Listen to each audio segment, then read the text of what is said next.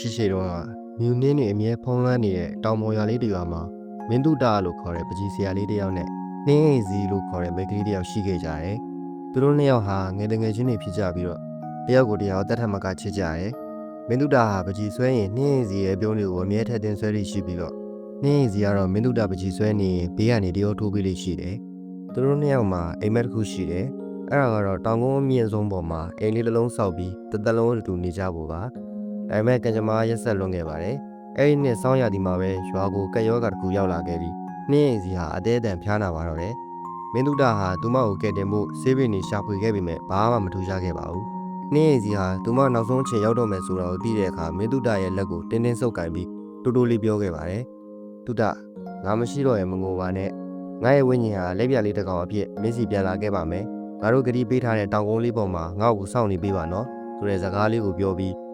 နှင်းအိမ်စီဟာမင်းတုဒရဲ့ရင်ခွင်ထဲမှာပဲထာဝရအိပ်ပျော်သွားပါတော့တယ်။မင်းတုဒဟာနှင်းအိမ်စီကိုမြုပ်နှံပြီးတဲ့နောက်သူတို့ဂရီပေးထားတဲ့တောင်ကုန်းလေးပေါ်မှာအိမ်အိုလေးတစ်လုံးဆောက်ပြီးနေထိုင်ခဲ့ပါတယ်။သူဟာနေတိုင်းနှင်းအိမ်စီရဲ့ပုံတူကိုပဲဆွဲနေခဲ့တယ်။နေဝင်တိုင်းတောင်ကုန်းထိပ်မှာရက်ပြီးလေးပြလေးတစ်ကောင်ရောက်လာမလားဆိုပြီးညှော်နေခဲ့တာပေါ့။10နှစ်အနှစ်20 30အချိန်လေးသာကုန်သွားတယ်။မင်းတုဒရဲ့သပင်တွေဖြူသွားတယ်။မျက်လုံးတွေမှုံဝါးသွားတယ်။ဒါပေမဲ့သူစောင့်နေတဲ့လေးပြလေးကတော့ရောက်မလာခဲ့ပါဘူး။ရွာသားတွေက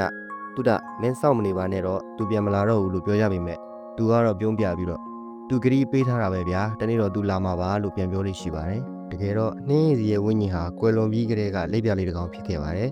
ဒါပေမဲ့သူမဟာတာမန်လက်ပြမဟုတ်ပဲအလင်းမဲ့လက်ပြဖြစ်နေခဲ့တာပါဆိုလိုတာကသူမဟာမင်းတုဒရဲ့ဘေးမှာအမြဲရှိနေခဲ့ပေမဲ့တုဒကသူမကိုမမြင်နိုင်ခဲ့ပါဘူးမင်းတုဒပကြီးဆွဲနေရင်သူမဟာသူ့ပခုံးပေါ်မှာနားနေခဲ့တယ်မင်းတုဒချမ်းလို့တုံနေရင်သူမဟာသူ့ပါးလေးကိုအတောင်ပံလေးတွေနဲ့ပုတ်တက်ပေးခဲ့တယ်မင်းတုဒငိုနေရင်လည်းသူမဟာသူ့မျက်ရည်တွေကိုအတောင်ပံလေးနဲ့တုပ်ပေးခဲ့တယ်မင်းတုဒကတော့အိမ်စီမင်းဘက်မှာလည်းငါ့ကိုထားခဲ့ပြီလားလို့ပဲညီးတွားနေခဲ့တာပေါ့အနည်းဆုံးမှရှိနေပါလျက်နဲ့မမြင်နိုင်ရတဲ့ဒုက္ခဟာနှင်းစီအတွက်တော့ငရဲကြသလိုပါပဲနောက်ဆုံးမှာတော့မင်းတုဒဟာအသက်ကြီးပြီးအာရင်ကုန်ခန်းလာခဲ့တယ်သူဟာနှင်းစီရဲ့နောက်ဆုံးပုံတူပကြီးကားကိုဆွဲရင်လက်ထဲကစုပ်တံလေးပြုတ်ကျသွားခဲ့ပါတော့တယ်သူ့ရဲ့နောက်ဆုံးထွက်သက်မှာအိမ်စီငါမင်းကိုစောင့်နေလို့မဲနော်လို့ခတ်တိုးတိုးလေးပြောပြီးမျက်လုံးမှိတ်သွားခဲ့တယ်အဲ့ဒီခဏမှာပဲအံ့ဩစရာကောင်းတာကမင်းတုဒရဲ့ဝိညာဉ်ဟာလည်းလိပ်ပြလေးတစ်ကောင်ဖြစ်သွားခဲ့ပါတယ်အဲ့ဒီအချိန်ကြာမှသာလိပ်ပြလေးနှစ်ကောင်ဟာတယောက်ကိုတယောက်မြင်လိုက်ကြရပါတော့တယ်နှင်းအိမ်စီဟာငိုယိုရင်းသူ့စီပြန်လာခဲ့တယ်သူကငါဒီမှာရှိနေတာကြာပါပြီငါမင်းကိုအမြဲတမ်းကြည့်နေခဲ့တာပါလို့ပြောတဲ့အခါမင်းတုဒပြုံးပြီးငါသိပါတယ်အိမ်စီ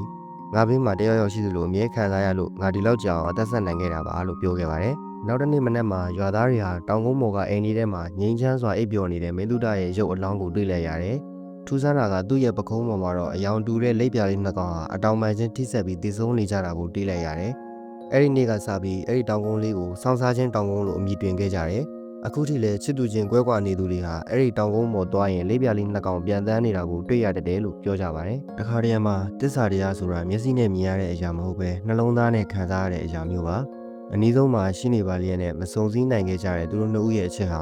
စောင်းစားချင်းတောင်ကုန်းလေးပေါ်မှာတော့ထာဝရအဖြစ်ချမ်းရည်နေခဲ့ပါပြီ။ဟုတ်ကဲ့ပါခင်ဗျာ